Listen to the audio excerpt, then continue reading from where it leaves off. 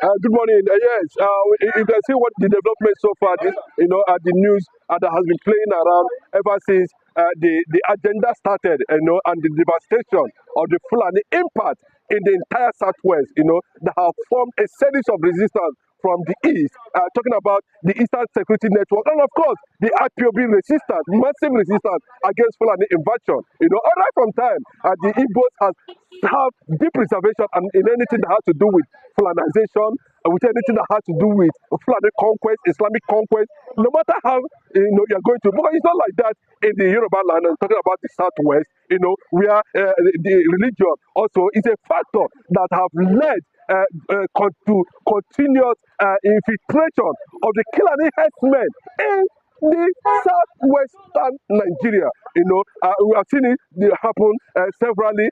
The Yorubas are being ambushed and killed, without any reservation and without any resistance.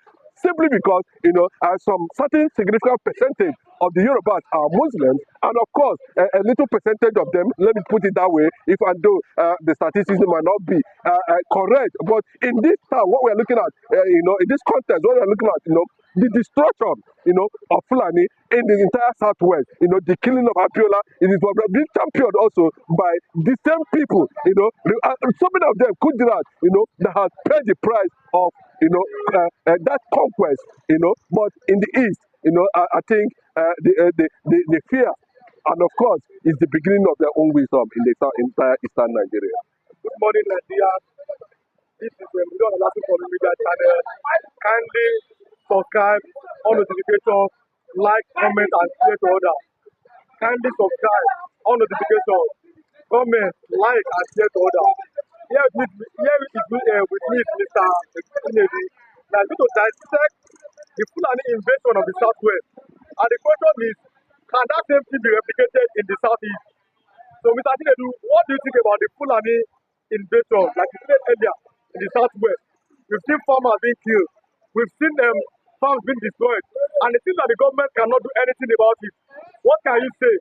Can the same thing be replicated in the Southeastern, where you come from? No, if you look at the eastern, when we say the entire eastern Nigeria, I'm talking of the Biafran land, because we are Biafra before Nigeria, even before the conquest, the alliance that came, that saw the Nigeria Biafran war, playing out at the end of the day, where the then Odumegwu Ojukwu, asked for confederation. And of course, unfortunately, some people demarcated that concept of confederation to Gowon as at that time, and that was how Gowon brought a police order against the Biafrans at that time. And of course, that was what led to war. But immediately after the war, some kind of parley reconciliation also failed. But the reservation is still there, because the Igbo man does not believe in conquest.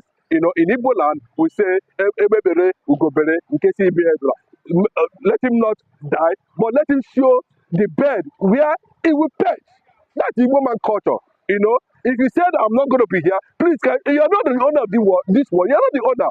Show me where I will perch. That's Igbo man culture.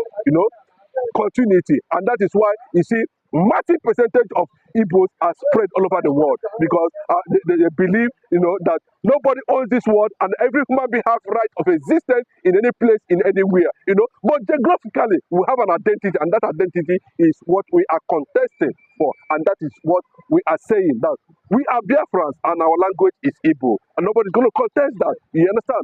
We are Biafrans by nature, by identity, by identification, by specification. Geographically, we are Biafrans, and Biafrans does not believe in conquest.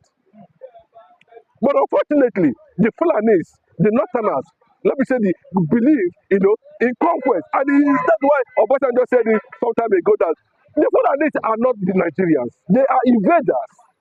But because they came with, sword and conquest, they they were able to take over the administration and leadership of the entire, indigenous people of the outside land. Not talking about now that the consciousness through Nnamdi Kanu, after Nnamdi Kanu, severe and massive awareness, trying to let the people take into some consciousness that what is coming might be far away from, coming from far away Iraq, the Sunnis and the